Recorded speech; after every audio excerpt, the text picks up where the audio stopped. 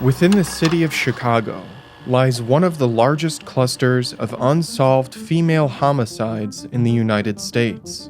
Over the past 2 decades, more than 50 women have met a horrifying end under disturbingly similar circumstances. The majority of the victims are Black, many battling addiction or trapped in the world of sex work. Each one strangled, their lives brutally snuffed out. They were assaulted, some discarded or set ablaze in the darkest corners of the city. Tragically, these horrors were only blips in the news, receiving little media coverage. The totality and barbarity of these crimes have prompted protests from activists who speculate the police are burying cases to avoid national attention and scrutiny. One advocate, Thomas Hargrove, has developed an algorithm to track unsolved homicides nationwide and identify unknown serial killers. He founded an organization, the Murder Accountability Project, which identifies statistically significant clusters of killings with similarities in victimology and methodology.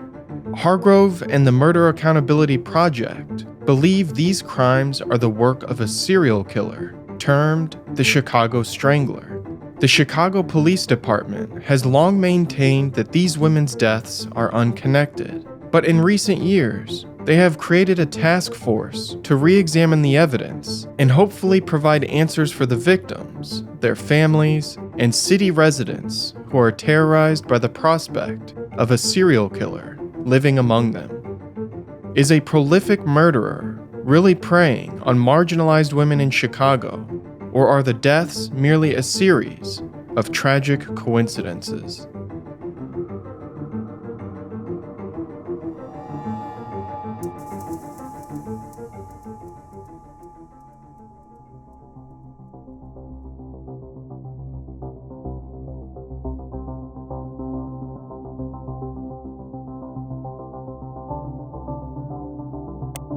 In recent years, the Murder Accountability Project has been campaigning to bring more attention to these women's deaths.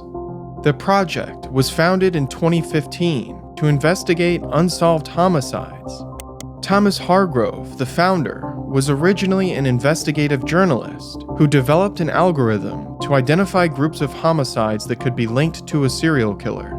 Using Hargrove's algorithm, police were able to tie a series of 7 murders in Gary, Indiana, to Darren Deon Vann, which eventually led to his arrest and conviction. The algorithm groups cases into clusters based on the victim's gender, the geographic area, and the method of killing, and organizes them by the percentage of cases that are unsolved. In 2019, the project released an investigative report stating that one of the nation's largest suspicious clusters of homicides observed in the last 19 years occurred in Chicago. The report outlines the unsolved deaths of 51 women in Chicago between 2001 and 2018, and argues that there are several unusual anomalies in these cases that are highly suggestive of serial murder. The murder of Angela Ford was the first case connected to the Chicago Strangler. Ford, a 32-year-old African-American mother of 2, left home one day to pick up her children's report cards from school, but never returned. Several days later, on June 16, 1999, Ford was found in an abandoned building located at 209 East 46th Street, a short distance from her home. She had been strangled, beaten, and assaulted. She was alive, but she had suffered severe blunt force trauma during the altercation. She was comatose and diagnosed with severe brain damage.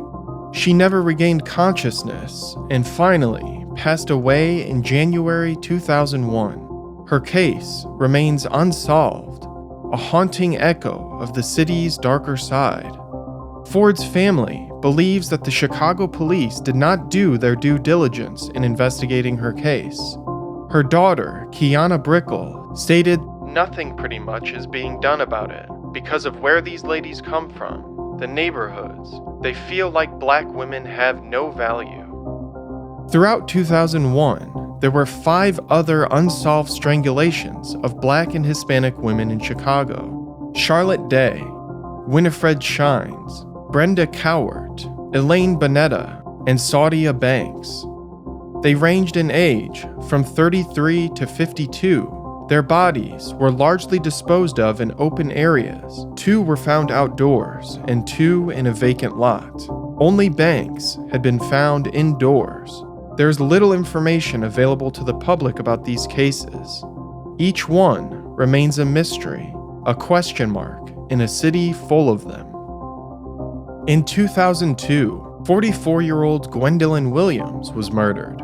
The oldest of 6 children, Williams had grown up in a rough area of Chicago. Her siblings remembered her as a loving and protective figure who acted like a second mother to them. The night before Williams died, she had been at her sister's house to help her convalesce after surgery. The 2 had sat in bed, watching movies. On June 12th, she was found strangled to death behind a dollar store on 4832 North Sheridan Road. Her body was half clothed, and she was covered in blood. The post-mortem examination found alcohol and drugs in Williams' bloodstream. She had defensive wounds, and she had been the victim of assault. The examiner collected DNA evidence from beneath her fingernails and elsewhere. Less than 3 months later, another woman, 33-year-old Deli Jones, was victimized. A month prior to her death, Jones had been arrested for prostitution. Taking pity on her, the arresting officer left her with a misdemeanor ticket instead of an arrest, and he referred her to a shelter and rehabilitation center for sex workers known as the Genesis House. One night, Jones abruptly left the shelter against advisement, and she never returned. Her beaten and strangled body was found in a garage at 4615 West Erie Street. Although her case was determined to be a homicide, her sponsor at Genesis House claims that the police never visited as part of their investigation. Her sponsor went on to say, "Everybody liked Deli. She was really sweet.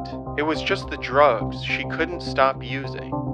There were 4 more unsolved murders in 2002 that fit the modus operandi of the Chicago Strangler: Bessie Scott, Jody Grissom, Lorraine Harris, and Celeste Jackson.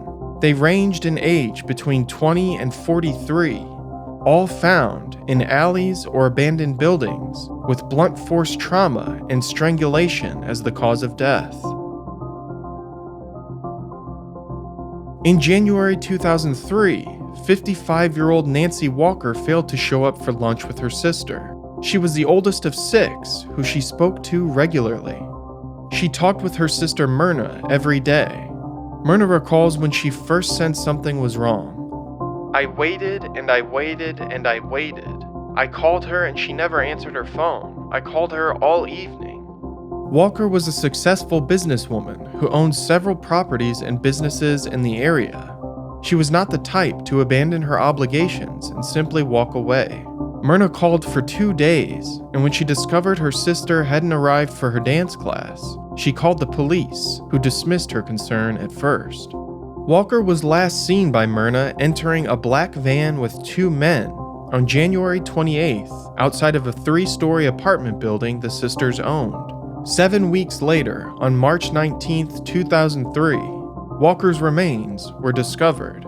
She had been strangled, dismembered, and left in garbage bags along Bishop Ford Highway in the vicinity of 10801 South Stony Island Avenue. Her cause of death was determined to be strangulation, and her remains were identified via dental records. There were 7 more victims in 2003: Tarika Jones, Linda Green, Rosenda Barocchio, LaTanya Keeler, Latricia Hall, Lucy Sett Thomas, and Ethel Amerson. The bodies of Jones and Green were discovered on the same day in May, and the bodies of Hall and Thomas were discovered on the same day in October. As in previous cases, the victims' bodies were abandoned in alleys, abandoned buildings, and vacant lots throughout the city. They suffered egregious blunt force trauma before being strangled. Because many of the victims lived on the edges of society, with few ties to family or the local community, it is difficult to uncover further information about their lives. There were 3 victims in 2004. On July 15th, the remains of 40-year-old Michelle Davenport were discovered disrobed and discarded inside a trash receptacle at 1943 West 69th Street. 37-year-old Tamala Edwards was found on October 16th in an alleyway, having been bound inside a comforter wrapped in duct tape. Michaela Williams, the youngest known victim, was only 18. She was found on November 5th, wrapped in a cloth bag and left in an alleyway behind Wood Brothers Stamping Steel Factory. There were 5 more victims in 2005. On the first day of February, 35-year-old Denise Torres was found strangled to death in an alley near Palmer Square, a city park in northwest Chicago. Torres was described as living a transient and high-risk lifestyle. Her body had been partially undressed, suggesting a sexual motivation to the crime. Sadly, little else has been published about the details of Torres's life or death. The other 4 victims that year were Precious Smith, Wanda Hall, Yvette Mason, and Shaniqua Williams. Mason's body was found in an alleyway on Christmas Day, Williams in an abandoned building just 5 days later. There were 3 victims in 2006. Tragically, Margaret Gomez was found on January 12th. Gomez had grown up in the suburbs of Chicago as part of a stable and loving family.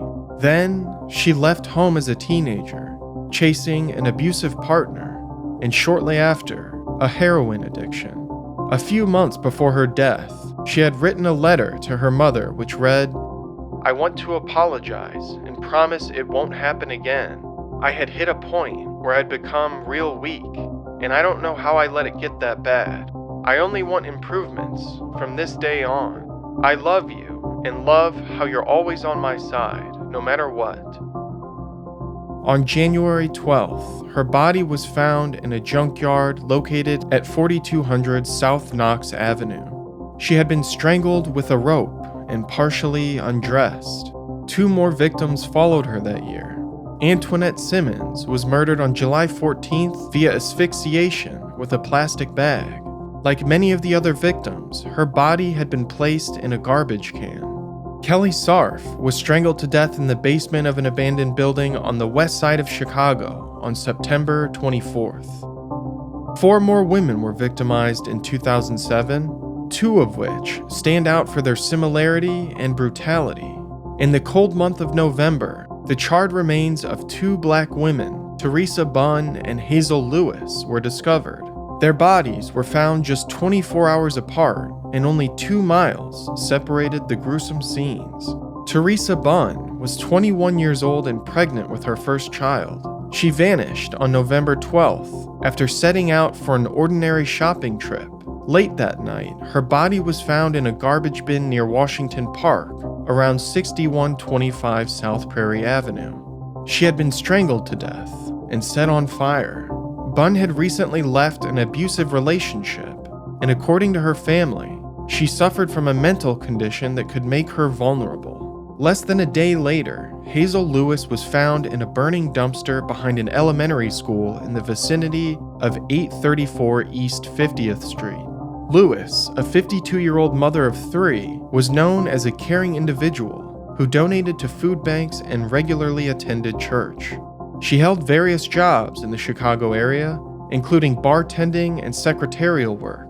After 15 years, the deaths of both women remain unsolved, and later that year, the deaths of Veronica Frazier and Marianne Sikowski would be connected to the Chicago Strangler. In 2008, there was only one case believed to be linked to the Chicago Strangler, the murder of Genevieve Mellis. Genevieve, or Jenny, as she was known to her friends and family, was 32 at the time of her death. Jenny was white, which was an aberration in the victim profile. Mellis was a mother to 6 children. At age 18, while pregnant with her second child, she suffered severe burns from a cooking accident and was prescribed morphine to manage the pain. She became dependent on the medication and would later turn to street drugs to fuel her addiction. Despite her struggles with drug use and homelessness, her family remembers her as a loving mother who tried her best to provide a stable life for her children.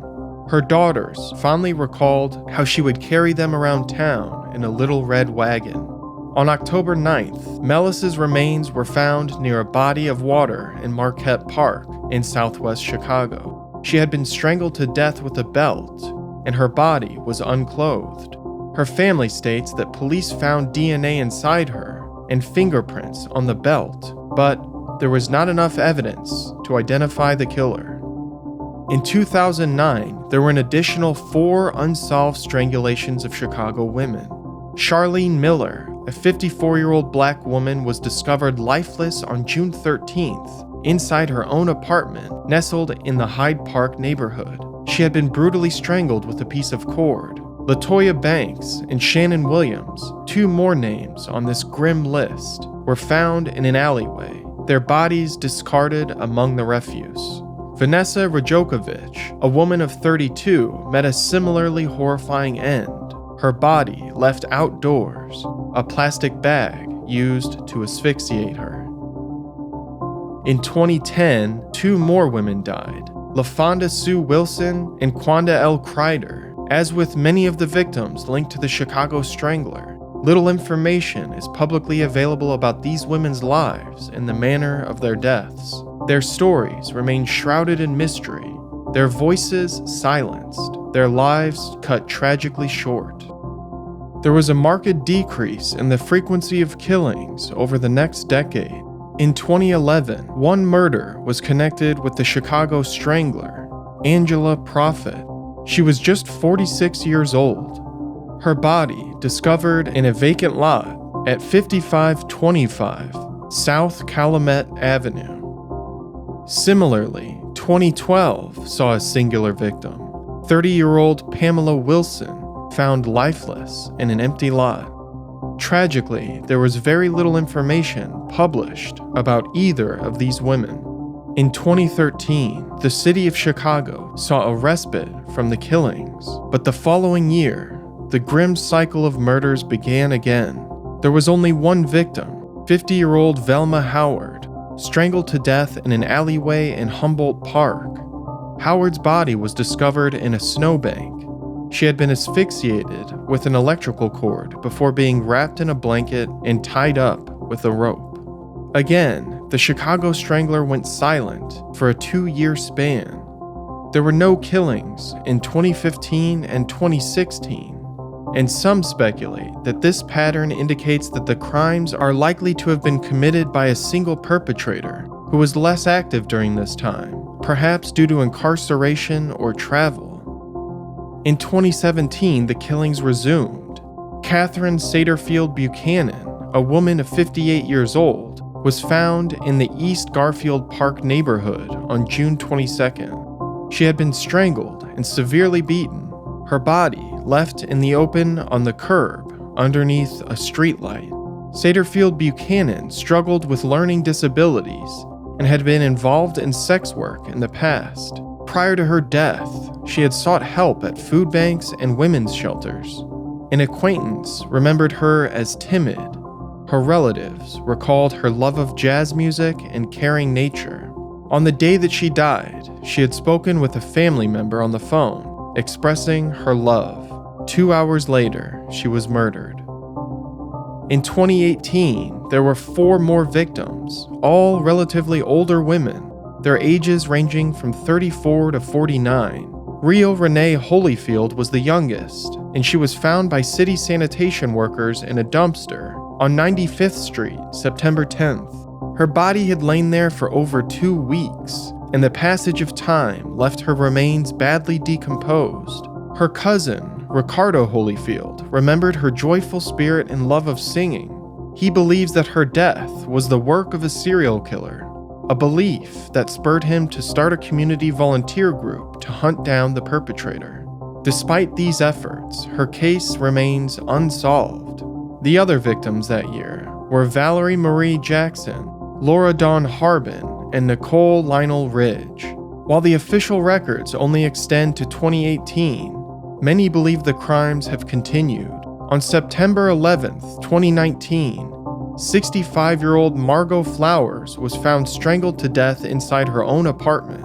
And on December 27th, an unidentified 32-year-old woman died of strangulation in a Chicago motel. In September of the following year, Elector Peterson, a 45-year-old woman, was found inside a car with a seatbelt wrapped around her neck and bubble wrap around her head.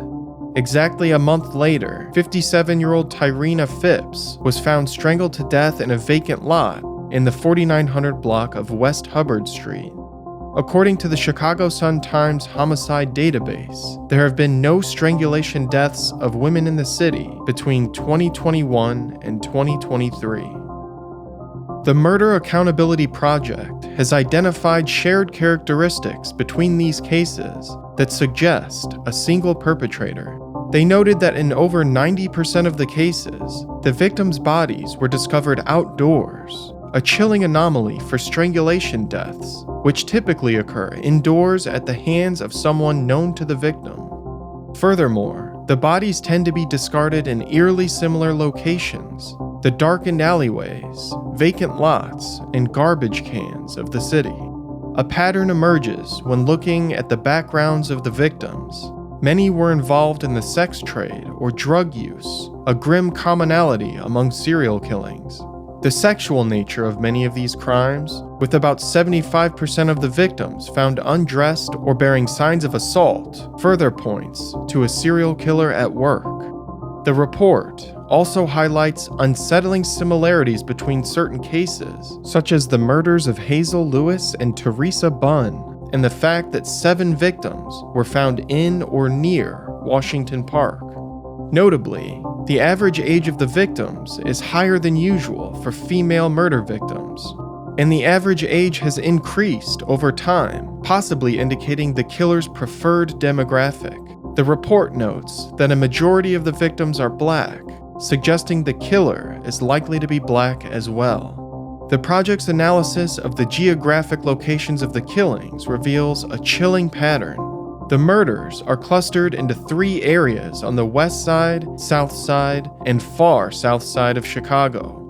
There is a particular focus on the Washington Park and Garfield Park areas, and on the south side, bodies have been found in a north to south pattern along South Indiana Avenue, a pattern that eerily matches the route of Chicago's Green Line train. This has led to speculation that the killer may be targeting victims along this route.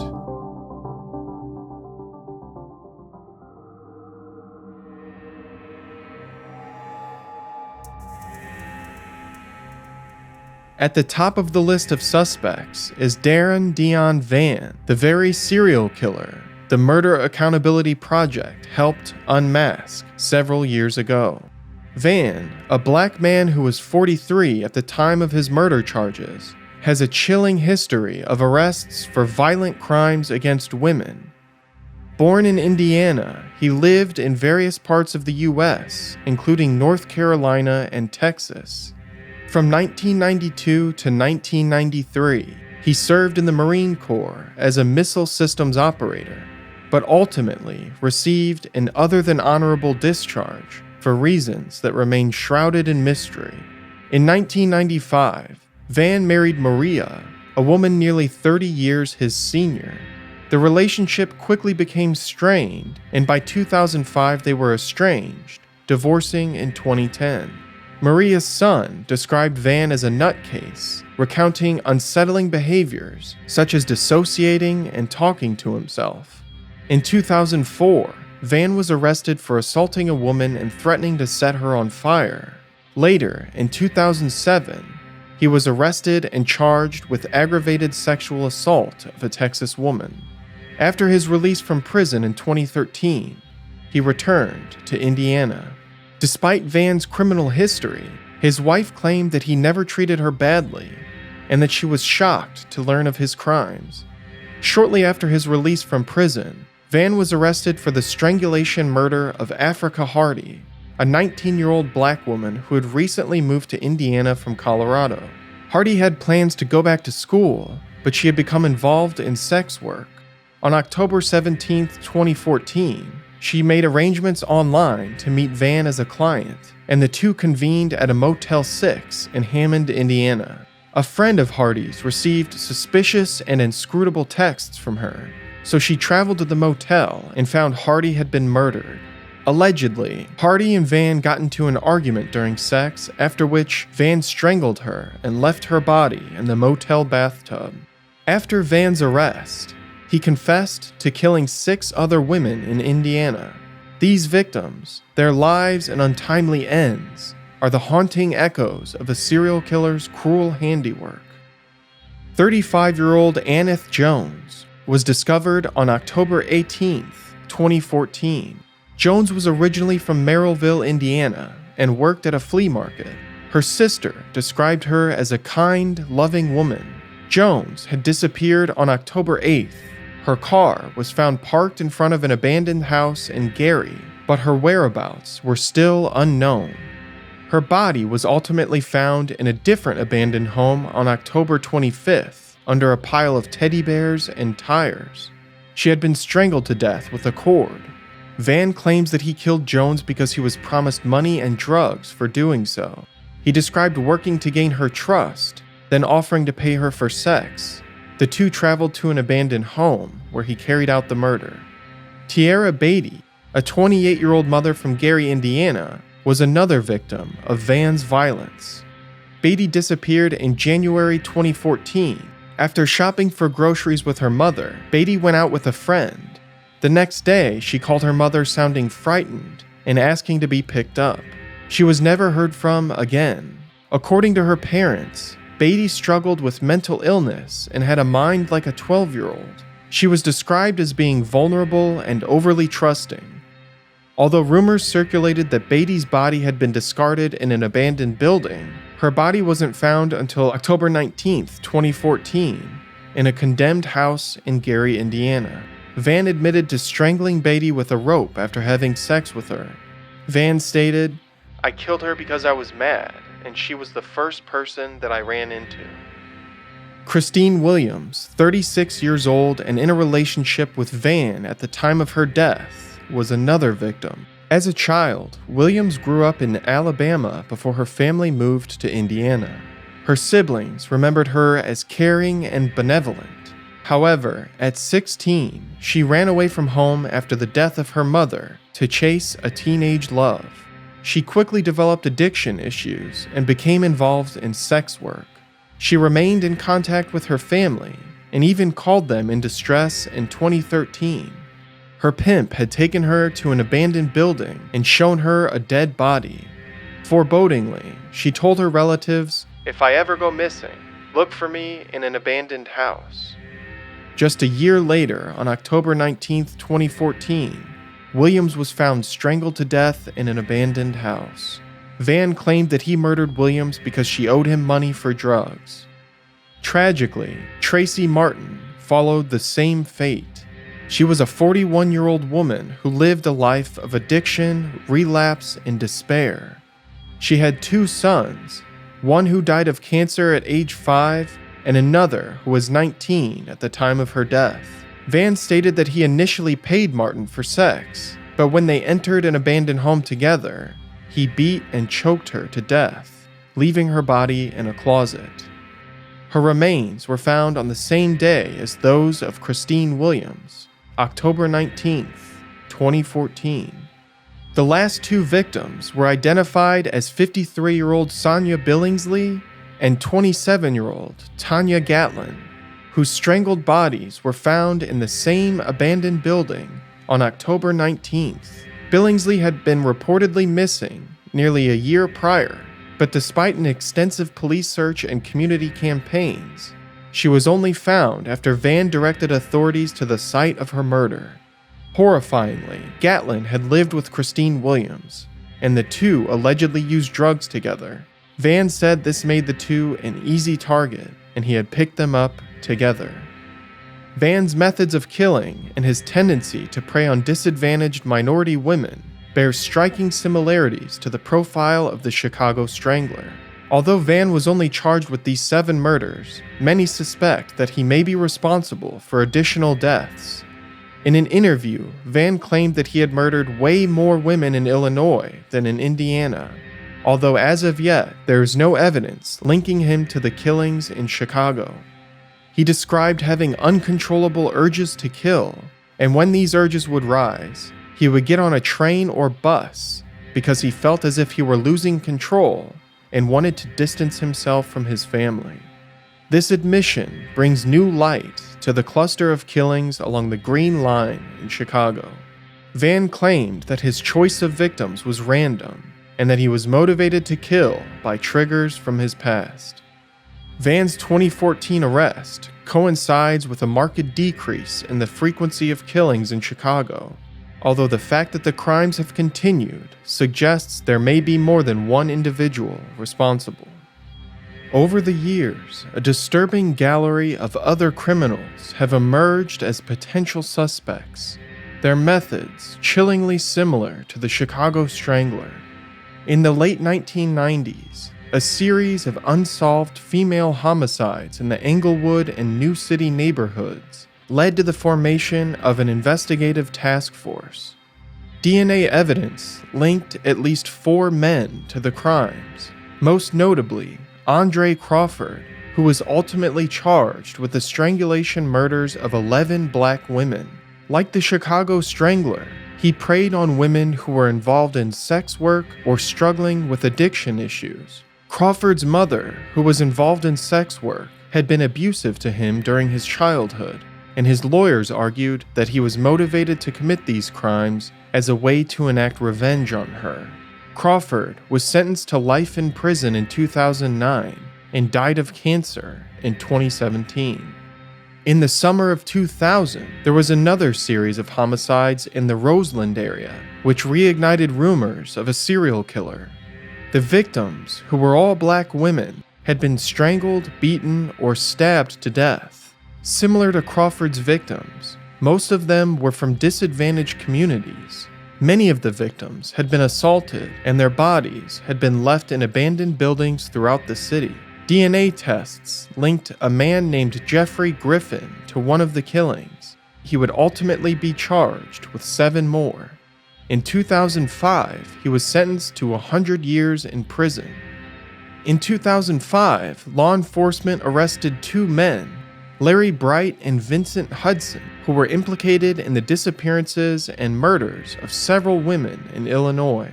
Bright was a former construction worker who was known to abuse alcohol and cocaine, and according to police, he had a sexual obsession with black women.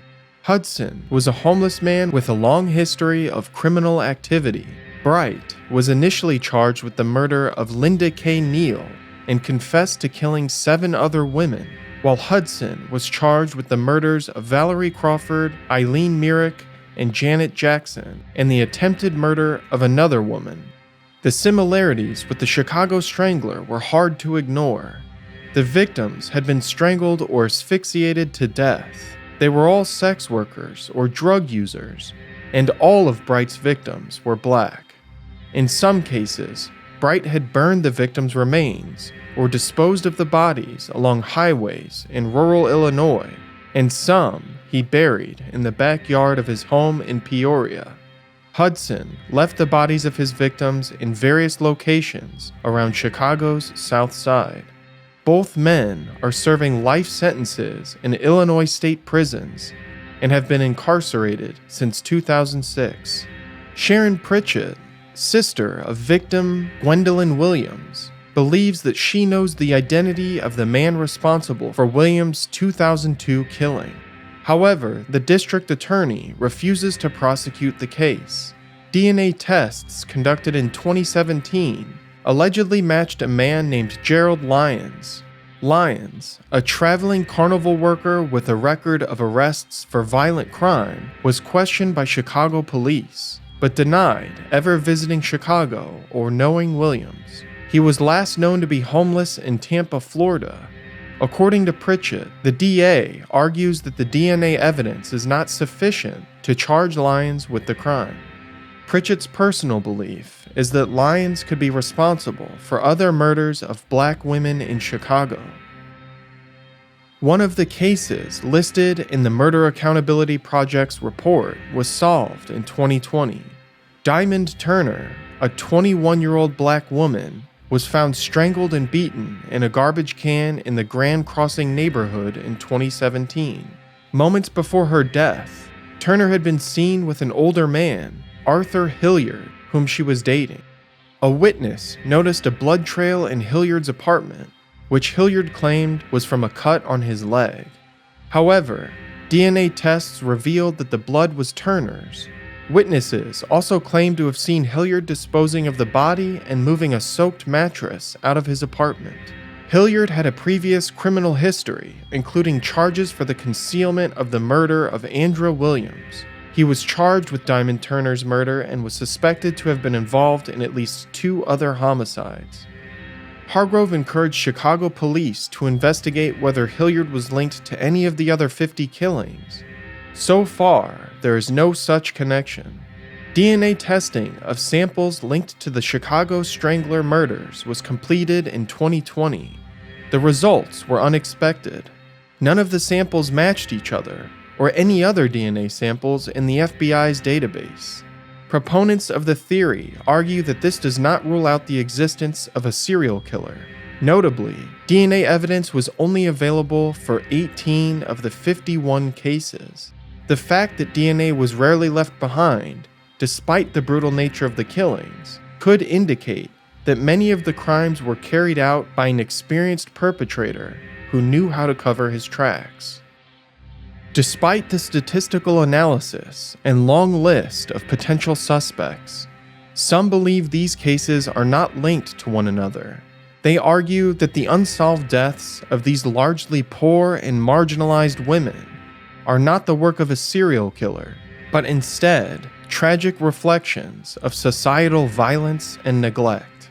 Black women are more likely to be victims of homicide than women of any other race in the US, and women involved in sex work or illegal drug use are even more likely to fall victim to violent crime.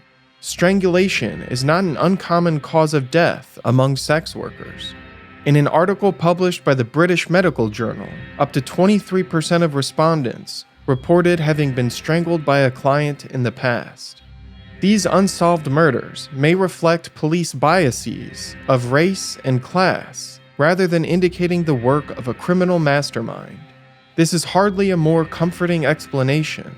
As an article in the Chicago Reader poignantly states, if there wasn't some homicidal fiend in Chicago who picked off women without detection for decades, then the city was broken in a way that gave off the illusion of one. Either the racial and economic divides in the city were so deep, the abandonment and indifference to black suffering so profound, that a serial killer was able to operate for decades without anyone noticing. The racial and economic divides in the city were so deep, the abandonment and indifference so profound, that it just looked like the work of a serial killer. Either way, the conditions were real. The case of the Chicago Strangler has drawn comparisons to Canada's inquiry into missing and murdered Indigenous women, especially those along the Highway of Tears. The parallels between these cases are striking. In both instances, a staggering number of women from a minority demographic have disappeared or been killed without the perpetrator being identified. Many of these women were also involved in the sex trade.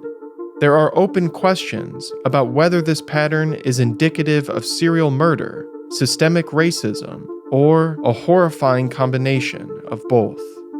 The Murder Accountability Project presented their findings to Chicago police in 2017, but action was not taken immediately. City officials were initially unconvinced that the cases were connected. Members of the community feel that the police are ignoring a serious threat. Protesters outside the FBI's headquarters in Chicago have demonstrated in a demand for further investigation. In 2019, the Chicago Police Department announced that it would form a task force with the FBI to re-examine the 51 murders.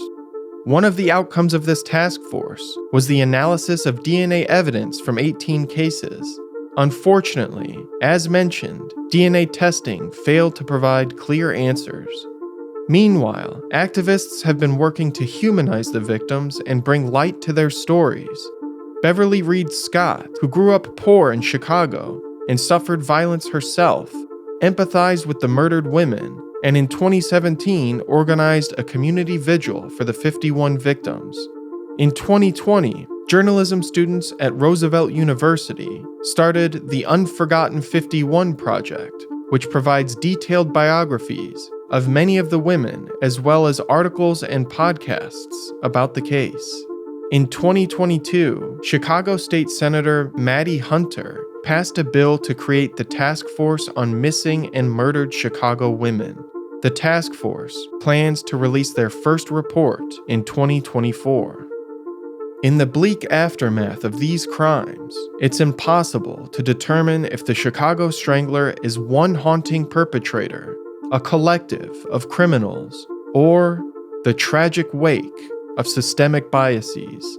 The lack of connection between cases and the similarities of modus operandi and victimology with several other convicted killers, such as Andre Crawford, Jeffrey Griffin, Vincent Hudson, and Larry Bright, only serve to further shroud the truth.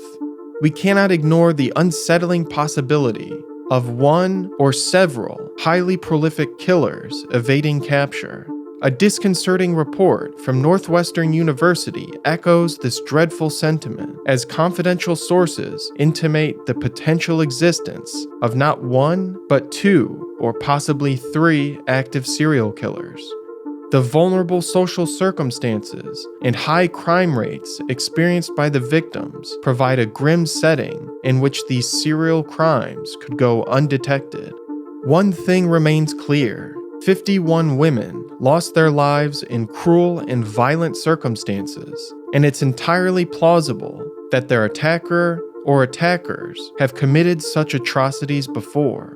Intriguing clues, such as the peculiar pattern of murders along the Green Line and lulls in activity, could potentially illuminate the identity of the perpetrator or perpetrators. But solving these dreadful mysteries will take the relentless pursuit of the truth by law enforcement and city officials, with renewed activism and a new task force. We can only hope that answers will be found.